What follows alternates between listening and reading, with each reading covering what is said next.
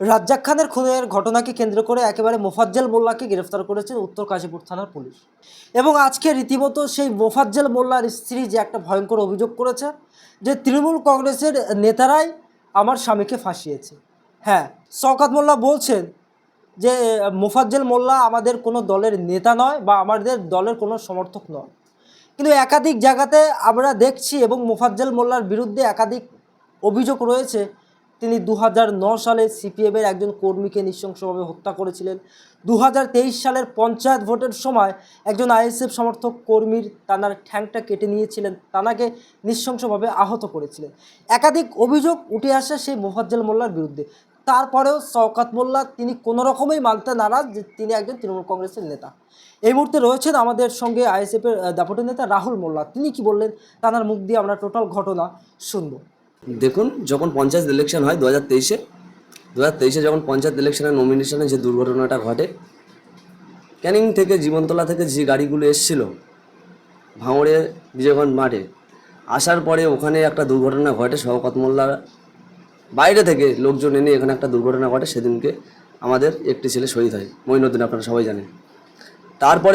তারপরে চলে গেলাম যেদিনকে গণনা হয়, 23-এর ভোটে যে গণনাটা হয়, সেই দিনকে এই শওকত মোল্লার বাহিনী আমাদের 3 ছেলের জীবন নিয়ে নেয় কাঁঠালিয়ায়। ওটা ব্যাপার নয়। আজকে আমরা দেখব 2023-এ পঞ্চায়েতে শওকত মোল্লার দায়িত্ব পাওয়ার পরে আজকে 25, এই 2 বছরে আজকে এই ভাঙড়ের বুকে 19খানা মার্ডার হয়েছে। একটা না 19খানা মার্ডার। মেনলি ব্যাপার হলো ওসব কিছু না, ভাঙড়ের বুকে আইএসএফ এমন একটা জায়গা করে নিয়েছে। শওকত মোল্লা তথা শওকত মোল্লার দাদা আছে অভিষেক ব্যানার্জি, ভেবে পাচ্ছে না ভাঙড়ে নিয়ে কী করবে। আজকে যে এই নোংরা রাজনীতি, নওশাদ সিদ্দিকী কখনো এরকম রাজনীতি তথা আমরা কখনো ভাবিনি এরকম নোংরা জঘন্য রাজনীতি, যে লাশের রাজনীতি করতে হবে, এরকম আমরা জীবনে ভাবিনি। আর স্বপ্ন আমরা এই লাশের রাজনীতি আমরা করতে আমাদের রাজি নেই। শওকত মোল্লা যেগুলো কথা বলছে, ওনার পাশে দেখছিলাম যখন বাইট দিচ্ছিল সায়নীও পাশে আছে, আর দেখছিলাম মনিরুল আছে। 2 দিন পরে দেখবেন মনিরুলও যদি কোনো দুর্ঘটনার সঙ্গে জড়িয়ে হয় বলবেন যে আমার পাশে ফটো থাকে, বলে কি লিডার? ওসব কোনো ব্যাপার না। যখন ওদের লিডার এক একটা করে লিডার কোনো কারণবশত কোনো কাজে যখন জড়িয়ে পড়ে, তখন ওরা বলে দেয় দল থেকে কেউ না। এই ব্যাপারটা নিয়ে ভাবুক ওই যে মোফাজ্জল আছে, মোফাজ্জলের স্ত্রী এবং যারা তৃণমূল দলটা করে তারা ভাবুক যে আগামী দিন যদি ওদের সঙ্গে কোনো দুর্ঘটনা, এই দলের লিডাররা যদি ওদেরকে বলে যে এই কাজটা করার পরে যদি সেই কাজটা করার পরে তারা যদি ধরা পড়ে, আজকে শওকত মোল্লা যদি বলে দেয় ওরা আমার দলের কেউ না, ওরা কোথায় গিয়ে দাঁড়াবে? ওরা এতটুকুই ভাবুক। আর একটা কথা বলে রাখি শওকত মোল্লাকে, যে ভাঙড়ে খুনের রাজনীতি করে বেশি দিন টেকা যায়নি। অনেকজন ভাঙড়ে ছিল, ভাঙড়ে থাকতে পারিনি। এই খুনের রাজনীতি বেশি দিন করে টেকা যাবে না। আরে যত দিন যাবে, উনি বলছে যত দিন যাবে তত দিন, যত ইনভেস্টিগেশন হবে তত ক্রিমিনাল বার হয়ে আসবে। আমার তো মনে হয় যত দ্রুতভাবে প্রশাসন কাজ করবে, তদন্ত করবে, হয়তো বড় কোনো মাথা আছে এর পেছনে, সেই ধরা পড়বে। ওই কারণেই বলছে যে নওশাদ সিদ্দিকীকে কাস্টডিতে নেওয়া হোক, নিয়ে জিজ্ঞাসাবাদ করা হোক। কারণটা হলো এই, আজকে দেখছিলাম মোফাজ্জল যখন কাশীপুর থানা থেকে নামে কোর্টের উদ্দেশ্যে, তখন মিডিয়া ভাইরা প্রশ্ন করেছিল, মিডিয়া ভাইদের উত্তর দিচ্ছে যে আমি এখন কি এখানে কিছু বলবো না, মিডিয়া ভাইদের সামনে কিছু বলবো না, যা বলার আমি বড়বাবুকে বলবো। কারণটা হলো এই, বড়বাবুকে যদি বলে, আমার তো এই জায়গায় আমি কিন্তু বোধ হচ্ছি, বড়বাবুকে যদি বলে, বড়বাবু শওকত মোল্লার কাছে ফোন করে হয়তো ব্যাপারটা ওইভাবে টাকার ম্যাটারে ক্লোজ করে দেবে না। তো এটা আমরা মনে করি যে ওই মোফাজ্জল যে ধরা পড়েছে, ওনার স্ত্রী যিনি আছে, তিনি বলছে, জানাকে বলছে যে পার্টি করে না, কেউ নেই, এটা নেই ওটা নেই। ওনার স্ত্রীকে প্রকাশ করার দরকার, এবার মোফাজ্জলকে বলে দেওয়া দরকার এর পেছনে কী আছে। তাহলে এটা হবে আপনি তৃণমূল করেন বা রেজ্জাক মারা গিয়েছে, তার মতো তার মায়ের কোলটা যেমন খালি হয়েছে, অন্য কোনো তৃণমূল কর্মীর না যেন এরকম তার মায়ের কোল খালি হোক, এবং তার সন্তানরা না যেন বাপারা হোক, যদি মোফাজ্জল বলে দেয়। এতটুকুই। আপনি এই বিষয়টাকে কোন চোখে দেখছেন যে একজন তৃণমূল কংগ্রেসের নেতা তৃণমূল নেতাদের কাছে সুরক্ষিত না? দেখুন, এই ব্যাপারটা এটা হলো আমাদের দিক দিয়ে আমরা এতটুকু বলতে চাই, যিনি মারা গেছে তাদের পরিবারের দিক দিয়ে আমরা খুব এই ব্যাপারটা নিয়ে ধিক্কার জানাই। তারপরেও এতটুকু বলতে চাই ওদের পরিবার বা ওদের উদ্দেশ্যে যে আপনারা এতদিন প্রথম থেকে তৃণমূলটা করে আসছেন, এবং তৃণমূলের মধ্যে আজকে কোনো যারা তৃণমূলটা জন্ম দিয়েছে তারা কেউ নেই। যারাই আছে সব সিপিএম থেকে উঠে আসা, সব এক একটা নটোরিয়াস ক্রিমিনাল। তাদের পেছনে দলটা না করে দরকার বসে যান, পার্টি করার দরকার নেই, বসে যান। কারণ এই তৃণমূলের কালকে ভাঙড়ে বৃহস্পতিবারে হলো, কালকে দেখছিলাম ওইদিকে কোথায় আর একটা তৃণমূলের একটা অঞ্চল সভাপতি ফের মারা রয়েছে। প্রতিদিন দেখতে পাচ্ছি তৃণমূলদের মারছে। যে দলে থেকে সুরক্ষিত নেই সেই দল করার দরকার নেই। আপনারা একটা কাজ করুন, চুপচাপ ঘরে বসে দেন, না হলে অন্য কোনো দল করুন। তৃণমূলে থাকলে আপনি তো ভাসবেন এবং সাথে সাথে আপনার ফ্যামিলিটুকু ভেসে যাবে। আর এতটুকু শওকত মোল্লার উদ্দেশ্যে এতটুকুই বলতে চাই, আজকে শুনেছি একটা ওরা মানে ধিক্কার মিছিল বার করার কথা ছিল, কোনো কারণবশত আবহাওয়ার কারণে করতে পারেনি। তারপরে দেখেছিলাম কাদের বিরুদ্ধে করবে, ও যে ধিক্কার মিছিলটা কার বিরুদ্ধে করবে, জানার বিরুদ্ধে করবে, সেও তো তৃণমূল কংগ্রেসের লোক। বলছে যে যে কাজটা করেছে, অন্যায় কাজটা করেছে, তার সাজার জন্য আমরা এই ধিক্কার মিছিলটা বার করবো। তার ধিক্কার মিছিলটা বার করবে মোফাজ্জেলের জন্যে, বা আরেকটা যে তৃণমূলের লোকটা, তৃণমূলের কর্মীটা ধরা পড়েছে ওর জন্যে।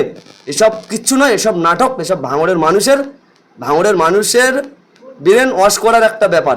কিন্তু ও জানে না ভাঙড়ের মানুষ কি জিনিস। ভাঙড়ের শুভবুদ্ধি মানুষ ও জানে না। ভাঙড়ের শুভবুদ্ধি মানুষ 2026 সালে কি করতে হয় ওই শওকত মোল্লাকে উচিত শিক্ষা শিখিয়ে দেবে 2026 সালে।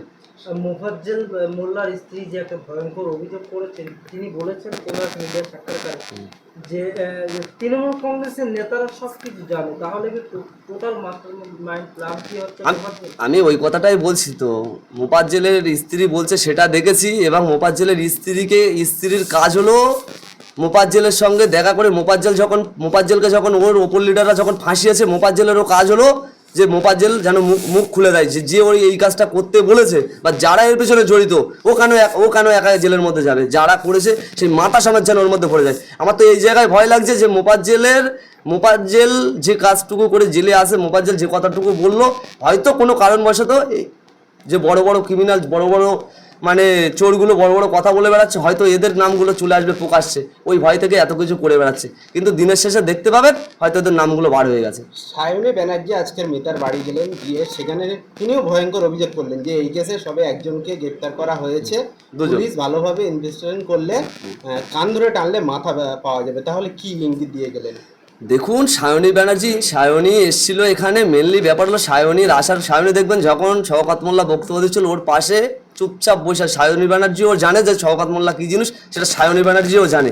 এটা নিয়ে বলার কিছু নয়, সারা পশ্চিমবাংলার মানুষ এবং স্বয়ং মুখ্যমন্ত্রী পর্যন্ত জানে যে শওকত মোল্লা কী, এবং শওকত মোল্লা কী জিনিস, নটোরিয়াস ক্রিমিনাল বলে ওকে আখ্যাত দিয়েছে হিউম্যান রাইটস কমিশন। ওর ব্যাপারে বলার কিছু নেই, মেনলি ব্যাপার হলো দিনের শেষে আপনারা দেখতে থাকুন, দিনের শেষে কী হয়, না যেন ওর নামটা না যেন বার হয়ে যায়, এতটুকুই।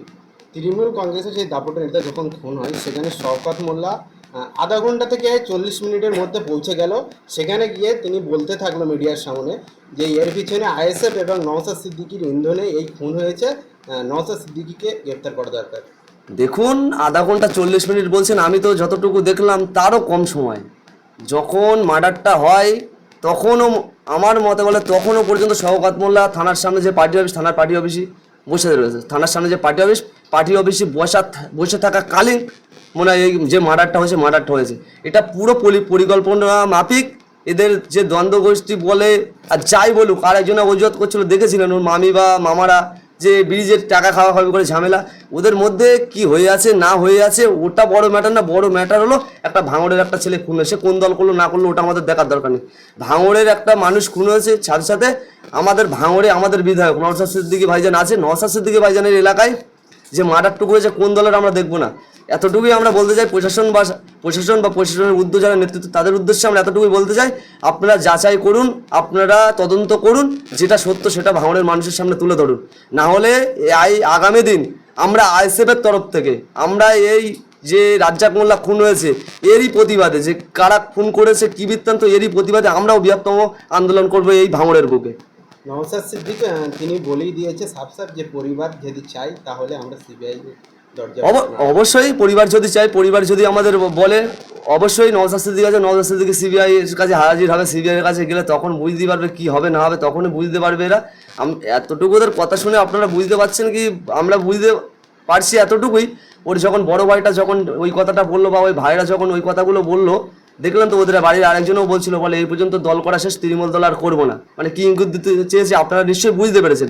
সাথে সাথে সময় যখন যত গড়াবে তত আপনারা বুঝতে পারবেন যে ওদের ফ্যামিলি কোন দিকে যাচ্ছে আর কোন নেতা কোন জেলে যাচ্ছে, সেটা সময়ের সাথে সাথে বুঝতে পারবেন। তাহলে কি এই ইঙ্গিতপূর্ণ মন্তব্যে কি স্পষ্ট যে রাজ্জাক খানের পরিবার যতগুলো রয়েছে তারা আইএসএফ এর যোগদান করছে? সময়ের সঙ্গে সঙ্গে দেখতে পাবেন। অ্যাডভান্সলি আমরা শওকত মোল্লার মতো জাজমেন্ট দিতে পারবো না যে মানে নওশাদ সিদ্দিকীর মদতে খুনটা হয়েছে। শওকত মোল্লার মতো অত ইন্টারন্যাশনাল আমাদের এখনো বেড়ে হয়নি যে আমরা 1 সেকেন্ডের মধ্যেই আমরা রেজাল্ট দিতে পারবো যে নওশাদ সিদ্দিকীর ছেলেপেলে এগুলো করেছে। শওকত মোল্লা বারবার দাবি করে ভাঙড়ে আইএসএফ এর পায়ের তলায় আর মাটি নেই। সেখানে আইএসএফের বিপক্ষে লড়াই করা বাদ দিয়ে নিজেদের মধ্যে এই যে খুন খারাপি, তাহলে ছোটোবেলা উনি যখন সিপিআইএম পার্টিটা করতো, সিপিআইএম পার্টিতে অ্যাকচুয়ালি উনি ছিল রাজ্জাক মোল্লার রাইট হ্যান্ড হিসেবে কাজ করতো। উনি একটা ওখানকার মোস্তান হিসেবে কাজ করতো, ক্রিমিনাল যাকে বলা হয় ক্রিমিনাল হিসেবে রাজ্জাক মোল্লার রাইট হ্যান্ড হিসেবে কাজ করতো। এবং ওনার বায়োডাটা ওনার পিছনে যত যাবেন, ওনার পিছনে প্রচুর মার্ডার কেসের হিস্ট্রি ওনার পিছনে পেয়ে যাবেন। কোথা থেকে উঠে এসছে, আজকে উনি এমন একটা জায়গায় উঠে এসছে, ভাবছে যে দাদার হাত আমার মাথায় আছে, আমার কিছু হবে না। কিন্তু একটা সময় আমরাও দেখেছি ছাত্তার মোল্লা ছিল ঘটপুকুর মার্কেটে, যখন আসতো ঘটপুকুর মার্কেটে শাটার পড়ে যেত, এরকম পাওয়ার ছিল ছাত্তার মোল্লা। কিন্তু ছাত্তার মোল্লা আজকে এখানে ওখানে ঘুরে বেলায় কুকুরে পর্যন্ত তাকায় না। সময়ের সাথে সাথে দেখতে পাবেন ওনার অবস্থাও কী হয়।